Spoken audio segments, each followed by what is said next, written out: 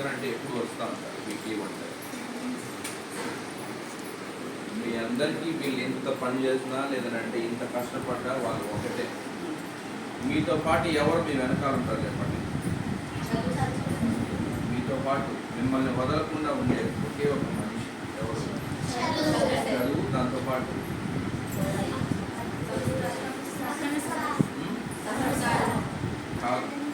మీతో పాటు మిమ్మల్ని వదలకుండా ఉండేది మీ నీడ మాత్రమే. ఆ నీడ ఎలా మిమ్మల్ని వదలకుండా ఉంటుందో అదే తరహాలో మీరు చదువుకున్న చదువు కూడా మిమ్మల్ని వదలకుండా ఉంటుంది. మీకు గౌరవం, మర్యాద, సంపాదన ఇవన్నీ కూడా వీటికంటే కూడా చదువు చాలా ప్రాధాన్యత. వెలుతురులో నుంచి, చీకటిలో నుంచి వెలుతురులోకి రావడానికి చదువు ఉపయోగపడుతుంది.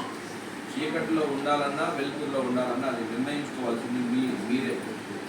కాబట్టి వెలుతురులోకి వస్తారా లేదంటే చీకటిలో ఉంటారా అనేది చదువుకున్నారనుకో లక్షణంగా వెలుతురులోకి వస్తారు, సమాజంలో బాగుంటుంది.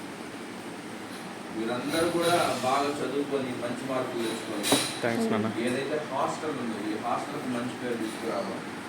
అదేవిధంగా మీరు ఎప్పుడైతే సెటిల్ అవుతారో, చదువుకొని ఉద్యోగం చేసుకోవడం అలా ఉన్నప్పుడు మనం ఎక్కడి నుంచి వచ్చామనేది మర్చిపోకూడదు. ఎప్పుడు కూడా మనం అందరం పెద్ద అయిన తర్వాత ఉద్యోగం వస్తుంది, దాంతోపాటు అన్ని రకాలుగా మనం సెటిల్ అవుతాం. అయినా ఈ హాస్టల్, ఈ సంస్థ ఎక్కడికి పోదు. ఎప్పుడు మనం ఎక్కడున్నా కూడా అరే పలానా దగ్గర మనం చదువుకున్నాం అనేది ఎప్పుడు మనకు ఉండాలి. పలానా దగ్గర పలానా వ్యక్తులు మనకి సహాయం చేశారని. ఒకే విషయం చెప్తాను, 10th క్లాస్ లాస్ట్ టైం ఎవరైతే ఉన్నారో వాళ్ళందరూ కూడా చాలా గొప్పగా చెప్తారు. 7 మంది 8 మంది ఉన్నారు, చాలా అద్భుతంగా పాస్ అయ్యారు, మంచి మార్కులు వచ్చాయి.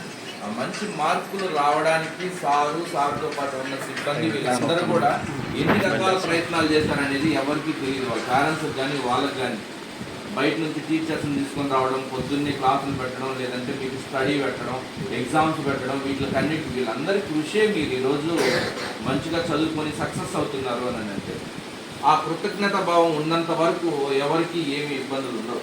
ఎందుకంటే మీరు చదువుకుంటున్నారు, ఈ హాస్టల్ నుంచి వెళ్ళిపోయిన తర్వాత ఎవరు దీన్ని పట్టించుకోవడం లేదని చాలా సందర్భాలు సార్ కూడా చాలా సందర్భాలు చెప్పి బాధపడ్డారు. చదువుకుంటున్నారు సార్, వెళ్ళిపోతున్నారు, తర్వాత ఎలా ఉందో కూడా గుర్తుపడుతున్నారు. దయచేసి ఇప్పుడున్న 10th క్లాస్ పిల్లలైనా కూడా ఈ హాస్టల్ మాది, ఇక్కడ మేము చదువుకున్నాం, ఇక్కడ తిన్నాం, ఇక్కడ తినడానికి చదువుకోవడానికి నాలాగా చాలామంది ఎంతో మందిని రిక్వెస్ట్ చేస్తే ఇవన్నీ మీకు కావాల్సిన మెటీరియల్స్ కానీ లేదంటే మీకు చదువు కావాల్సిన బుక్స్ కానీ ఇవన్నీ కూడా వస్తున్నాయి. దయచేసి అందరూ కూడా మీకోసం తెచ్చి మీరే ఉపయోగించుకోండి. ఏవైతే ఆయన ఒక్కడే చేయాలి, ఆయన డబ్బున్న వ్యక్తి కాదు నాకు తెలిసి. ఆయన ఒకరోజు చిన్న అవకాశం కోసం నా దగ్గరకు వచ్చాడు. సార్ నేను బ్లడ్ ఇవ్వాలనుకుంటున్నాను, భగత్ సింగ్ జయంతి రోజు కదండి, భగత్ సింగ్ జయంతి రోజు నేను ఒక కార్యక్రమం చేయాలనుకుంటున్నాను, దానికి మీ సహాయ సహకారాలు కావాలి అని. నిజంగా నేనైతే హార్ట్ఫుల్గా చెప్పాను, ఇటువంటి ఈ జనరేషన్లో మీకంటూ అటువంటి కార్యక్రమాలకు సహాయం చేసే వ్యక్తులు ఎవరు ఉండరండి అని చెప్పాను. రక్తం ఇవ్వడానికి ఎవరు ఉండరండి, దానికి సరిపడా వ్యక్తులు చాలామంది ఉన్నారు.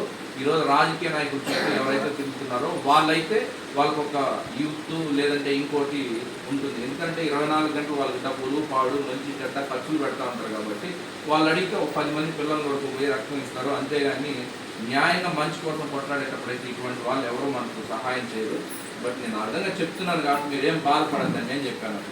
అని కొంచెం బాధపడ్డాడు, సార్ ఎందుకు ఇలా అంటున్నాడు అని. కాకపోతే నేను ఒక అవకాశం చెప్తాను, మీకు కావాలంటే సహాయం చేయాలి అన్న కృతజ్ఞత భావం మీకు ఉన్నప్పుడు, నేను ఎవరికన్నా ఏదైనా చెయ్యాలి అని అన్నప్పుడు అప్పుడు మన హాస్టల్ గురించి చెప్పాను. అప్పుడు మేడం నంబరు, సార్ నంబర్ కూడా ఇచ్చాను. ఎందుకు ఇక్కడికి వచ్చిన తర్వాత నేను కూడా బయట వాళ్ళు ఏమడిగితే అది తీసేదని చెప్పలేదు నేను. అప్పుడు కూడా సార్కి ఒకసారి వెళ్ళి వాళ్ళతో పాటు కూర్చొని వాళ్ళతో పాటు ఉండి మీకు ఏదైనా చేయాలనిపిస్తే అప్పుడు చేయండి కావాలంటే అని చెప్పాను. అప్పుడు ఇక్కడికి వచ్చిన తర్వాత మీ అందరినీ చూసిన తర్వాత మీరు అడిగిన దానికంటే కూడా ఎక్కువే చేశారు సార్.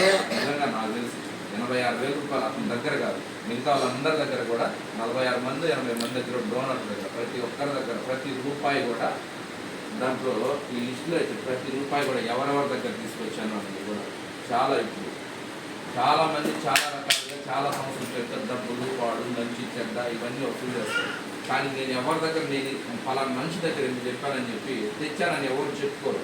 కానీ ప్రతి రూపాయి కూడా లెక్కగా ఉండాలని 26,000 రూపాయలు వసూలు చేసినప్పటి నుంచి కూడా తను స్టేటస్లో పెట్టుకొని ఇదో ఈ పిల్లలకి చేయాల్సిన బాధ్యతగా ఇదో ఇంత డబ్బులు నా దగ్గర వచ్చాయని కూడా ప్రతి ఒక్క మాట చెబుతూ కూడా అవన్నీ ఈరోజు అన్ని ఫుల్ఫిల్గా అయిన తర్వాత నిన్న సాయంత్రం మాత్రం నాకు ఫోన్ చేశారు.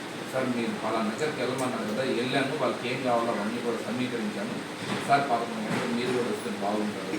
ఇది నా ప్రమేయం ఏం కాదు, ఈ క్రెడిట్ అంతా కూడా లలిత్ గారికి చెందుతుంది, అతని బృందానికి చెందుతుంది. ఎవరైనా కూడా సహాయం చేయాలి అన్న మనస్తత్వం సరిపో దానికోసం ఆరాటపడ్డాడు అతను. మీ అందరూ బాగుండాలని అతను కోరుకున్నాడు కాబట్టి అతను సహాయం చేసిన వాళ్ళకి అతనికి మీ అందరి తరఫున కూడా ఒకసారి హృదయపూర్వక ధన్యవాదాలు, అభినందనలు రెండు చెప్తాను. లేదు సార్. ఆయనకి